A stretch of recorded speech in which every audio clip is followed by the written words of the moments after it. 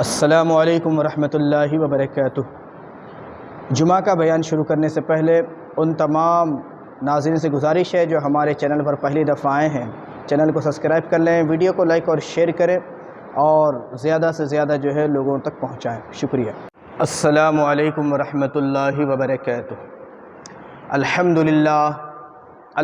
للہ رب العالمین والعاقبۃ للمتقین والصلاة والسلام على سید الانبیاء والمرسلین، اما بعد، اعوذ باللہ من الشیطان الرجیم، بسم اللہ الرحمن الرحیم۔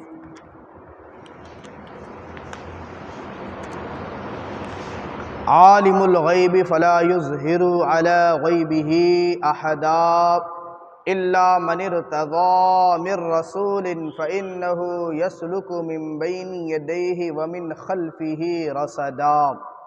آمنت بالله صدق الله العظيم وبلغنا رسوله النبي الأمين المكين الكريم ونحن على ذلك لمن الشاهدين والشاكرين والحمد لله رب العالمين۔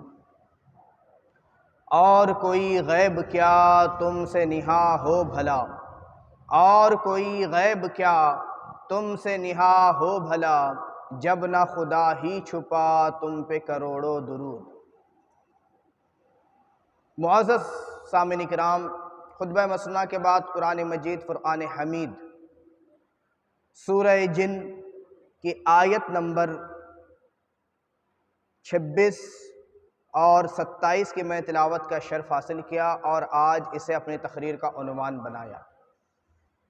اس سے پہلے کہ اس مضمون پر چند معروضات آپ کی خدمت میں پیش کروں، آئیے ہم سب مل کر گنبد خضرا میں آرام فرمانے والے آقا، ساری کائنات کے رحمت، فخر موجودات، محسن انسانیت، حضور پرنور شافع یوم النشور، حضور احمد مجتبیٰ جناب محمد مصطفیٰ صلی اللہ تعالیٰ علیہ وسلم کی مقدس بارگاہ میں نہایت عقیدت و محبت کے ساتھ درود مبارکہ کا نذرانہ پیش کرنے کی سعادت حاصل کر لیں۔ پڑھیے بآواز بلند درود شریف، اللہم صلی علی سیدنا محمد وعلی آل سیدنا محمد مبارک وسلم، صلو علیہ الصلاۃ وسلام علیک یا رسول اللہ صلی اللہ تعالیٰ علیہ وسلم۔ معزز حاضرین کرام، اللہ عز و جل قرآن مجید فرقان حمید میں ارشاد فرماتا ہے، عالم الغیب فلا یظہر علی غیبہ احدا۔ غیب کا جاننے والا تو اپنے غیب پر کسی کو مسلط نہیں کرتا، الا من ارتضى من رسول فإنه يسلك من بين يديه ومن خلفه رصدا، سوائے اپنے پسندیدہ رسولوں کے کہ ان کے آگے پیچھے پہرا مقرر کر دیتا ہے۔ تو معزز سامعین، تو اس سے آپ کو پتہ چل چکا ہوگا کہ آج میری تقریر کا عنوان علم غیب۔ تو سب سے پہلے علم غیب کس کو کہتے ہیں اس کو ہم سمجھ لیتے ہیں، پھر اس کے بعد چند باتیں آپ کی خدمت میں پیش کروں گا، اس لیے کہ آج کے دور میں کئی سارے لوگ اس انداز میں لوگوں کے ذہنوں کو پریشان کر رہے ہیں کہ بھئی علم غیب اللہ تعالیٰ کے سوا کسی کو نہیں ہے مطلقاً، اور اگر نبی مکرم صلی اللہ علیہ وسلم کے علم غیب کے تعلق سے کہا جائے تو ایسی صورت میں اس پر بھی وہ کسی طریقے سے ماننے کے لیے تیار نہیں ہوتے اور قرآن مجید کی چند آیتیں پیش بھی کرتے ہیں، لیکن وہ آیتیں صرف اپنا جتنا مقصد وہ جو لوگوں تک پہنچانا چاہتے ہیں بس اتنی ہی وہ آیت پڑھتے ہیں، اس کے آگے کیا ہے وہ نہیں بتاتے اور اپنا مقصد پورا کرنے کی کوشش کرتے۔ تو آج میں آپ کے سامنے سب سے پہلے علم غیب کہتے کس کو ہے، پھر اس کے بعد علم غیب کی قسمیں کیا ہیں، اور انبیاء کرام کے لیے علم غیب جو کہا گیا ہے اس کا قرآن و حدیث سے کیا ثبوت ہے، تو یہ چیزیں آپ کی خدمت میں پیش کروں گا۔ تو اپنے ذہنوں کو مکمل طور پر اس کے لیے تیار کر لیں تاکہ ایسا نہ ہو کہ کوئی ہم سے علم غیب کے تعلق سے کچھ بھی کہہ دے اور ہم جو ہے کچھ بھی سمجھ لیں، اور انبیاء کرام کے لیے جو علم غیب ہے اس کو ہم انکار کر بیٹھیں، اور اس بنا پر حکم خداوندی ہی کے کہیں منکر نہ ہو جائیں۔ تو امید ہے کہ آپ سب اس کے لیے تیار ہوں۔ تو سب سے پہلے علم غیب۔ علم غیب، علم کا معنی ہوتا ہے کسی چیز کا جاننا، اسی کو کہتے ہیں علم، اسی کو کہتے ہیں کچھ چیز معلوم ہو جائے تو اس کے بارے میں کہتے ہیں وہ علم۔ اب اس کے بعد جاننا کیا ہے؟ تو اب ظاہر سی بات ہے جو نہیں معلوم انسان وہی تو جانے گا، وہی تو سیکھے گا۔ علم کیا سیکھ رہے ہیں؟ جیسا کہ عام طور پہ علم سیکھنے کے لیے مدارس ہیں، اسکولز ہیں، کالج ہیں، یونیورسٹیز ہیں، کہ یہاں پر جو ہے اسٹوڈنٹ جاتے ہیں اور وہ علم حاصل کرتے ہیں۔ کیا علم حاصل کرتے ہیں؟ جو انہیں نہیں معلوم۔ اگر جو معلوم ہے وہ حاصل کرنے کے لیے جائیں گے تو پھر اس کا مطلب ہی نہیں رہا۔ تو جو نہیں معلوم وہ حاصل کرنے کے لیے جاتے ہیں۔ تو اب یہاں پر علم غیب یعنی غیب کا علم، غیب یعنی جو ہم سے چھپا ہوا، جس کے بارے میں ہم نہیں جانتے، جس کے بارے میں ہم نہیں جانتے، اس کو کیا کہتے ہیں؟ غیب کہتے ہیں۔ یعنی مثال کے طور پر اب اگر کوئی چیز آپ کے پاس ایک پارسل یعنی اچھی پیکنگ کے ساتھ کوئی چیز آپ کو کوئی لا کر دے، تو اب ظاہر سی بات ہے اس کے اندر کیا چیز ہے وہ اس کو نہیں معلوم، تو وہ اس کے لیے غیب ہے کہ نہیں؟ جس کو نہیں معلوم اس کے لیے تو غیب ہے نا، اس لیے کہ چھپا ہوا اس سے۔ غیب کا معنی کیا؟ جو چھپا ہوا اس کو نہیں معلوم۔ اب عام طور پہ اللہ عز و جل نے بندوں کو پہچاننے یعنی کسی چیز کے سیکھنے کے لیے کچھ چیزیں اللہ عز و جل نے مقرر کی، جیسا آنکھ ہے، جو آنکھ بھی جو ہے کسی چیز کو جاننے کا ایک آلہ ہے، ایک ذریعہ ہے کہ ہم کسی کو دیکھیں گے پہچان لیں، یہ اور اسی کے ساتھ کان ہے۔ ہم جو ہے بالفرض ہو سکتا ہے کہ ہم کسی کو نہیں دیکھ رہے، لیکن معاملہ یہ ہے کہ کوئی شخص گھر کے باہر سے آواز دے رہا، اپنا کوئی خاص ہے جس کو ہم نے بارہا دیکھا ہے، جس سے ملاقات کی ہے، دوست ہے، رشتہ دار ہے، جن کی آواز کو ہم پہچانتے ہیں، اس کی آواز ہے ہم فوراً پہچان گئے کہ وہ شخص آیا۔ اسی طریقے سے کوئی چیز نہیں ہمارے سامنے آئی، ہم اس کو دیکھ بھی رہے ہیں لیکن جو ہے اس کے تعلق سے ہمیں یہ نہیں معلوم کہ مثال کے طور پر نمک اور شکر دونوں جو ہے پیس کر اگر رکھ دیا جائے تو ہم اس کو معلوم کیسا کریں گے؟ چیک کر کریں گے۔ زبان بھی اس کے لیے ایک آلہ ہے جاننے کے لیے۔ پھر اسی کے ساتھ ساتھ جو ہے کوئی چیز چھو کر محسوس ہوتی ہے، چھونے سے بھی چیز معلوم ہوتی ہے، لیکن اگر ان کے علاوہ کوئی چیز ہے کہ جس کے تعلق سے ہمیں نہیں معلوم تو ظاہر سی بات ہے وہ ہمارے لیے کیا ہے؟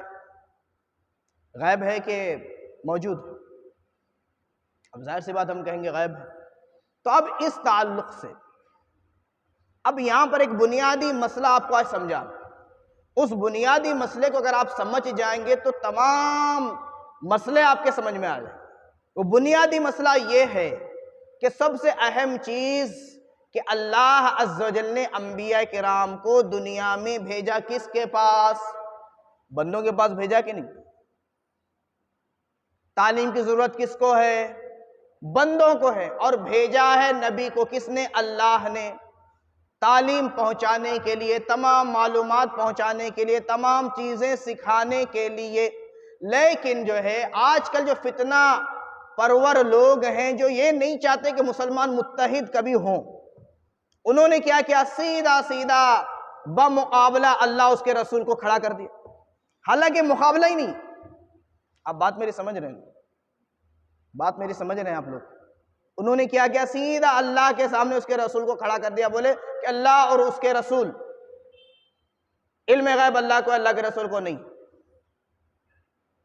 بات سمجھ رہے ہیں؟ اہل سنت والجماعت کیا کہتے ہیں؟ اہل سنت والجماعت کہتے ہیں علم غیب کی دو قسمیں ہیں، ایک ہے ذاتی، دوسری ہے عطائی۔ اللہ کو جو علم غیب ہے وہ ذاتی ہے، اسے کسی نے نہیں دیا، اور نبی کو جو علم غیب ہے وہ علم غیب ہے جو اللہ نے نبی کو دیا۔ بات سمجھ رہے نا؟ بات سمجھ رہے؟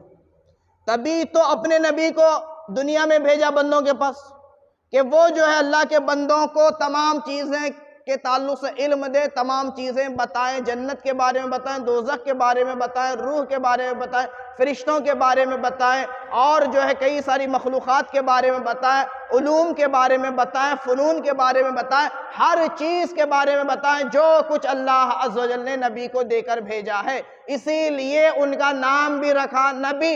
نبی کا معنی ہی لغت کے اعتبار سے ہوتا ہے غیب کی خبر دینے والا۔ بات آپ کو سمجھ میں آ رہی نا میری؟ نبی کا معنی کیا ہوتا ہے؟ غیب کی خبر دینے والا۔ کس کو؟ بندوں کو کہ اللہ کو؟ بھیجا اللہ نے ہے نا بندوں کے پاس، تو انبیاء غیب کی خبر دیتے کس کو ہیں؟ بندوں کو دیتے ہیں۔ تو پھر اللہ کے ساتھ اس کے نبی کا مقابلہ کرانے کی تمہیں کس نے جو ہے اجازت دی؟ تمہیں کیا حق ہے بندوں کے درمیان جو ہے غلط باتوں کو پہنچانے کی، ان کو پریشان کرنے کی؟ جب یہ بات ہو گئی کہ اللہ عز و جل نے یہاں پر فرمایا، میں کون سا سورہ آپ کے سامنے پیش کر رہا ہوں؟ یہ ہے 29ویں پارے میں سورہ جن، سورہ جن کی آیت نمبر 26، آیت نمبر 27۔ اور وہ جو لوگوں کو گمراہ کرنا چاہتے ہیں صرف آیت نمبر 26 پیش کرتے ہیں، کیا کہتے ہیں؟ عالم الغیب فلا یظہر علی غیبہ احدا، غیب کا جاننے والا اپنے غیب پر کسی کو مسلط نہیں کرتا، لہٰذا اللہ کے علاوہ کسی کو علم غیب نہیں ہے۔ آگے کی آیت بھی تو پڑھو نا بھائی، آگے کیا فرما رہا اللہ صلی اللہ علیہ وسلم؟ فرماتا الا من ارتضی من رسول، سوائے اپنے پسندیدہ رسولوں کے۔ اللہ صلی اللہ اپنے غیب کی خبر کس کو دیتا ہے؟ اپنے رسولوں کو، انبیاء کو۔ اللہ فرما رہا، اللہ کہہ رہا ہے میں انہیں دیتا ہوں۔ بات سمجھ میں آ رہی؟ اللہ کیا کہہ رہا ہے؟ میں انہیں غیب دیتا ہوں۔ کس کو؟ ہر ایک انسان کو نہیں، اپنے پسندیدہ رسولوں کو۔ تو اب کوئی یہ ثابت تو کرے نا بھائی کہ ہمارے نبی حضرت محمد صلی اللہ علیہ وسلم اللہ کے پسندیدہ رسول نہیں ہیں، تبھی تو بات بنے گی ان کی۔ کیا ان سے بڑھ کر بھی اللہ عز و جل کے نزدیک کوئی پسندیدہ ہے؟ نبی آخر الزمان، خاتم النبیین، تمام کے تمام جو کچھ بھی مقام اور مراتب تھے جو اللہ عز و جل نے اپنے بندوں کو عطا کرنے تھے، سب کچھ جسے عطا فرمایا، کیا ان سے بھی زیادہ کوئی پسندیدہ ہو سکتا؟ جب دینے والا کہہ رہا ہے میں نے دیا، تو اب بندوں کو کیا اختیار کہ وہ کہیں گے نہیں دیا؟ بڑا عجیب تماشا ہے، عجیب کشمکش ہے۔ میری تو بات یہ سمجھ میں آتی ہے کہ یہ جان بوجھ کے جو ہے امت کے درمیان جو ہے افراتفری مچانے کے لیے، امت کو لڑانے کے لیے جو ہے ایسی من گھڑت باتیں جو ہے آدھی ادھوری لوگوں تک پہنچا کر کنفیوژن جو ہے کریٹ کرتے ہیں کہ کیا ہو، لوگ لڑتے رہیں دنیا میں، کبھی یہ متحد نہ ہو سکیں، کبھی جو ہے ایک ان کی جماعت نہ بن سکے، کبھی جو ہے ایک جگہ جو ہے جمع نہ ہو سکیں، اور ہمیشہ لڑ کر یہ دنیا میں ختم ہو جائے۔ اب بات سمجھ رہے ہیں؟ جب فیصلہ ہو گیا، کیا فیصلہ ہو گیا؟ اللہ عز و جل نے فرمایا کہ غیب کا جاننے والا صرف میں ہوں، اور میں اپنے رسولوں میں سے جو پسندیدہ ہیں انہیں غیب عطا فرماتا ہوں۔ جو غیب کا مالک ہے، جب اس نے اپنا فیصلہ سنا دیا، اور ایک جماعت جو ابتدائے اسلام سے لے کر اہل سنت والجماعت جو کہہ رہی ہے کہ علم غیب کی دو قسمیں ہیں، ایک حقیقی ذاتی، دوسری عطائی۔ بات آپ سمجھ میں رہے ہیں؟ ذاتی اور حقیقی کیا؟ جسے کوئی نہ دے، از خود اسے حاصل ہو، وہ ذات باری تعالیٰ اللہ عز و جل۔ وہ کون ہے؟ اللہ عز و جل وحدہ لا شریک، جو سارے جہان کا، سارے جہان والوں کا، چاہے عام بندے ہوں یا خاص بندے ہوں، چاہے فرشتے ہوں، چاہے انبیاء ہوں، سب کا خالق و مالک رب تبارک و تعالی کی ذات ہے کہ جس کو علم غیب ذاتی حاصل ہے۔ اب اس نے اپنے نبیوں کو جتنا اس نے چاہا اتنا علم غیب عطا فرمایا۔ یہ اہل سنت والجماعت کا عقیدہ ہے، جو مکمل طور پر قرآن کی روشنی میں بھی صحیح ہے، حدیث کی روشنی میں بھی صحیح ہے، اور صحابہ اکرام کے عقیدوں کے مطابق بھی صحیح ہے، تابعین کے عقیدوں کے مطابق صحیح ہے، ائمہ مجتہدین کے عقیدوں کے مطابق صحیح ہے، بزرگان دین کے عقیدوں کے مطابق صحیح ہے، اولیاء کاملین کے عقیدوں کے مطابق صحیح ہے، تمام علماء امت کے عقیدوں کے مطابق صحیح ہے۔ جنہوں نے فتنہ ڈالنا چاہا وہ فتنہ ڈال، اور ایک حصہ اس کو جو ہے مکمل و الگ کرنے کی کوشش میں صرف یہ کہہ رہے ہیں کہ نہیں اللہ اور اس کے رسول پھر علم غیب میں برابر ہو جائیں گے، ہم تو شرک لازم ہے، معاذ اللہ ثم معاذ اللہ استغفر اللہ، برابری کا تصور ہی نہیں ہے۔ عقیدہ بالکل روزے روشن کی طرح صاف، اللہ کی ذات وہ ہے جس کے لیے علم غیب ذاتی ہے، اور انبیاء کی ذات وہ ہے جن کے لیے علم غیب عطائی ہے۔ یہ ثابت کس سے؟ قرآن سے بھی اور حدیثوں سے بھی۔ اب کتنا دیا یہ تو اللہ ہی جانتا ہے نا، کیا کوئی اور ہے جو جان رہا؟ یہ تو اللہ ہی جانتا کتنا دیا، اور جنہوں نے لیا وہ جانتے ہیں کتنا دیا۔ اب تیسرے کو کیا خبر، چوتھے کو کیا خبر کہ کتنا دیا؟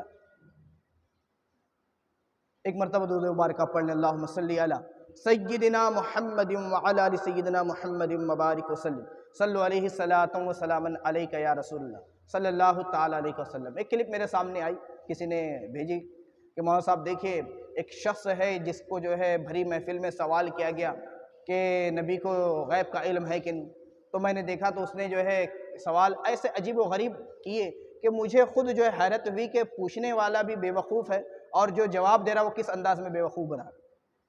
اس سے سوال جب کیا گیا کہ نبی کو علم غیب ہے تو اس نے کہا کہ دیکھو میں تمہیں بتا رہا ہوں، کیا قیامت قائم ہوگی، یہ غیب کی خبر ہے نا، میں تمہیں دے رہا ہوں، کیا تم مجھے غیب کا جانکار مانتے؟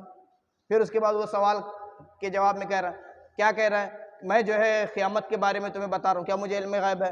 میں تمہیں جنت کے بارے میں بتا رہا ہوں، کیا تمہیں علم غیب ہے؟ میں تمہیں جہنم کے بارے میں بتا رہا ہوں، کیا تم مجھے علم غیب مانتے ہو؟ تو جس نے سوال کیا تھا اس نے سیدھا کہہ دیا کہ بھائی ہاں ہم تو یہ مانتے ہیں کہ تمہیں علم غیب نہیں۔ میں بولا بے وقوف انسان، یہ تو قرآن و حدیث سے ثابت ہے۔ آپ بات سمجھ رہے ہیں میری؟ حدیث کس کو کہتے ہیں؟ نبی کریم صلی اللہ علیہ وسلم کی جو فرمودات ہیں وہ حدیث۔ ایسا تو حدیث کی ہی قسمیں ہیں، یہ بڑی علمی بات ہے الگ سے۔ جو کچھ رسول اللہ صلی اللہ علیہ وسلم فرما رہے ہیں وہ کس کو فرما رہے ہیں؟ دنیا میں بندوں سے کہہ رہے ہیں، اللہ کے بندوں سے کہہ رہے ہیں، تو ان بندوں کے لیے تو وہ نئی بات تھی کہ نہیں تھی؟ ان کا تو انہیں علم نہیں تھا نا، تو جو بتا رہے ہیں وہ علم والے تھے جنہیں اللہ نے علم دیا تھا اور اللہ کی طرف سے بتانے کے لیے آئے تھے، تو نبی کا معنی بھی غیب کی خبر دینے والا، وہ غیب کی خبر دینے والے نے غیب کی خبریں دی تب جا کر لوگوں کو معلوم ہوئی، کتابوں میں لکھی گئی۔ اب بحیثیت جانکار کوئی شخص کھڑا ہو کر جنت کے بارے میں دو چار باتیں قرآن اور حدیث کی روشنی میں اگر بول رہا ہے تو یہ جو ہے علم غیب کا جاننے والا نہیں، بلکہ جو علم غیب کے جاننے والوں نے بات کہی تھی وہ بات کو سنانے والا ہے۔ بات سمجھ رہے ہیں نا میرے؟ اور نبی جو بات کہہ رہے ہیں، نبی کی باتیں وہ ہیں جنہیں اللہ نے انہیں بتایا بھی ہے اور دکھایا بھی۔ فرق کو سمجھ رہے ہیں نا آپ؟ کیا فرق کو نہیں سمجھ رہے؟ فرق کو سمجھیں گے تو بہت آسانی کے ساتھ اس بات کو سمجھ لیں گے۔ اور ہمارے نبی صلی اللہ علیہ وسلم کی شانیں جو اللہ عز و جل نے عطا فرمائی وہ تو بے شمار شان۔ اصل مسئلہ انہیں یہ ہے کہ وہ نبی کی تعظیم سے ہی وہ چڑھتے، نبی کی تعریف سے انہیں جلن محسوس ہوتی ہے، وہ یہ چاہتے ہیں کہنا کہ نبی ہمارے جیسے بشر ہے، جیسے ہم ہیں ویسے ہی نبی بھی ہیں، معاذ اللہ ثم معاذ۔ اور ہم اہل سنت والجماعت یہ کہتے ہیں کہ نبی بشر تو ضرور ہے لیکن ہمارے جیسے بشر نہیں، ہمارے جیسے بشر نہیں ہیں۔ کیوں؟ اس لیے کہ ہم کچھ غور تو کر کے دیکھیں کہ ہمارے اندر کمیاں کتنی ہیں، ہمارے اندر سستیاں کتنی ہیں، ہمارے اندر گناہوں کی عادتیں کیسی کیسی ہیں، ہماری سوچوں کے اندر کس انداز میں سدھار ہے کہ خرابی ہے، کیا کچھ چیزیں ہیں۔ اگر نبی بھی ہمارے جیسے اگر ہم مان لیں معاذ اللہ ثم معاذ اللہ، برابری ہو سکتی کسی طریقے سے؟ تو کسی نے سمجھنے کے لیے ایک مثال بھی دی تھی، بولے بھائی جب تو کہہ رہا ہے کہ نبی تیرے جیسے ہیں، تو نبی کو اللہ عز و جل نے وہ قدرت اور شان عطا فرمائی کہ نبی نے جو ہے ایک انگلی کا اشارہ کیا تو چاند کے 2 ٹکڑے ہو گئے۔ تیرے پاس تو ہاتھ کے 10 انگلیاں، 10 انگلیوں کا اشارہ کر، دن رات انگلیوں کا اشارہ کر، تیری عمر بھر انگلیوں کا اشارہ کر، اگر چاند کے 2 ٹکڑے ہو گئے تب کہنا کہ نبی تیرے جیسے بشر۔ تو معزز خواتین و حضرات، معزز سامعین کرام، اس مسئلے کو ہمیں سمجھنے کی ضرورت ہے۔ یہاں پر بات صرف اگر سمیٹی جائے تو بس اتنی ہے کہ علم غیب کی دو قسمیں، ایک ذاتی، دوسری عطائی۔ اللہ کا جو علم ہے وہ جو ہے ذاتی ہے، نبی کا جو علم غیب ہے وہ عطائی ہے۔ اللہ عز و جل نے انہیں عطا فرمایا، دنیا میں بھیجا تاکہ اللہ کے وہ احکامات، وہ فرامین، وہ باتیں جو کچھ بھی بندے نہیں جانتے تھے لوگوں تک پہنچائیں۔ بات سمجھ میں آ گئی آسانی کے ساتھ؟ دو لفظوں میں اگر بات کو سمیٹا جائے تو اس انداز میں۔ اب ظاہر سی بات ہے اگر کوئی شخص نبی کو عطائی علم غیب بھی نبی کا نہ مانے تو یقیناً وہ گمراہ ہے۔ یقیناً کیا ہے وہ؟ گمراہ ہے، اس لیے کہ اللہ عز و جل قرآن مجید میں ارشاد فرما چکا۔ اب فیصلہ اللہ عز و جل نے خود ہی کر دیا، ہمیں کسی فیصلے کے لیے ایک پھر سے کسی قاضی کو بٹھانے کی یا کسی کو جو ہے بٹھانے کی ضرورت ہی اللہ عز و جل نے باقی نہیں رکھی، فیصلہ اس نے کر دیا۔ کیا کیا؟ اللہ عز و جل فرماتا عالم الغیب فلا یظہر علی غیبہ احدا، غیب کا جاننے والا تو اپنے غیب پر کسی کو مسلط نہیں کرتا، الا من ارتضی من رسول فانہ یسلک من بین یدیہ ومن خلفہ رصدا۔ بات یہاں پر جا کر پوری ہوتی ہے سوائے اپنے پسندیدہ رسولوں کے کہ ان کے آگے پیچھے پہرا مقرر کر دیتا ہے۔ انبیاء کرام میں سے جس کو بھی اللہ عز و جل نے چاہا، تمام انبیاء کرام کو اللہ عز و جل جتنا چاہا اتنا علم غیب عطا فرمایا، انہوں نے آ کر بندوں کی تعلیم و تربیت فرمائی، لوگوں تک وہ باتیں پہنچائی، اللہ کی طرف لوگوں کو اکٹھا کیا، اللہ عز و جل کے جو ہے انہیں فرما بردار بنایا، انہیں جو ہے بتوں کی پوجا سے ہٹایا اور وحدہ لا شریک کی بارگاہ میں حاضری کا وہ ذریعہ بنے، اور جس کی بنا پر لوگوں کو ایمان حاصل ہوا، علم ہدایت انہیں ملا۔ اور اگر انبیاء کرام نے یہ کام نہ کیا ہوتا تو ظاہر سی بات ہے گمراہی پھیل جاتی، ہر طرح کوئی جو ہے اللہ کا کلمہ پڑھنے والا، اللہ کو ماننے والا نہ ہوتا۔ تو معزز خواتین و حضرات، اب اگر دوسری طرف دیکھیں تو بخاری شریف آپ اٹھا لیں، مسلم شریف اٹھا لیں، ترمذی شریف اٹھا لیں، صحاح ستہ کی کتابیں اٹھا لیں، اس میں غور کریں، مطالعہ کریں تو پتہ چلتا ہے کہ کئی ساری ایسی باتیں جو نبی کریم صلی اللہ علیہ وسلم نے ارشاد فرمائی، غیب کی خبریں دی، یہاں تک جو ہے باتیں بھی بتائی، بھرے مجمع میں سوال کرنے والوں نے سوال کیا۔ ایک تو صحابی رسول بارگاہ رسالت میں حاضر ہوئے، عرض کیا رسول اللہ صلی اللہ علیہ وسلم، میں جو ہے اپنے باپ کے تعلق سے سوال کرتا ہوں، کیا یہ واقعی میرا باپ؟ اب اندازہ لگائیں یہ غیب کی خبر تھی کہ نہیں تھی؟ اس ماں کو ہی اس بات کی خبر ہوتی ہے کہ یہ کس کا نطفہ ہے، لیکن بارگاہ رسالت میں جب انہوں نے سوال کیا تو اللہ کے رسول صلی اللہ علیہ وسلم نے ارشاد فرمایا کہ تمہارے باپ وہی ہیں۔ انہیں تسلی ہو گئی، بات پوری ہو گئی۔ تو یہ غیب کی خبر ہے کہ نہیں؟ غیب کی خبر نہیں ہے، غیب کی خبر اللہ کے رسول صلی اللہ علیہ وسلم نے کئی ساری چیزیں اس تعلق سے بتائی۔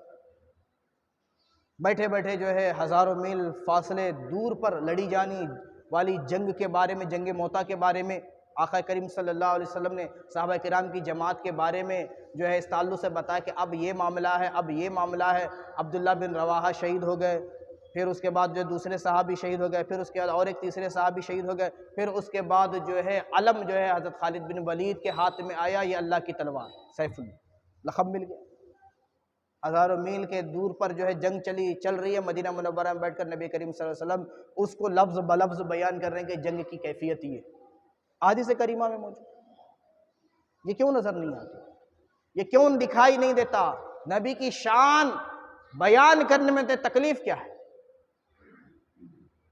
تم جس کے طریقوں پر چل رہے ہو وہ علماء یہود و نصارہ ہیں، انہوں نے اپنی قوم کو گمراہ کرنے کے لیے جتنی بھی آقا کریم صلی اللہ علیہ وسلم کی شانیں تھیں، نشانیاں تھیں، سب چھپا دی، امت کو اپنی نہیں بتایا۔ کیوں نہیں بتایا؟ اس لیے کہ کئی امت جو ہے یہ لوگ اگر کلمہ پڑھ لیں گے تو ہمارے ملنے والے ہدیے، ہمیں ملنے والے پیسے، ہمیں ملنے والے تحفے بند ہو جائیں گے، انہوں نے چھپا دیا۔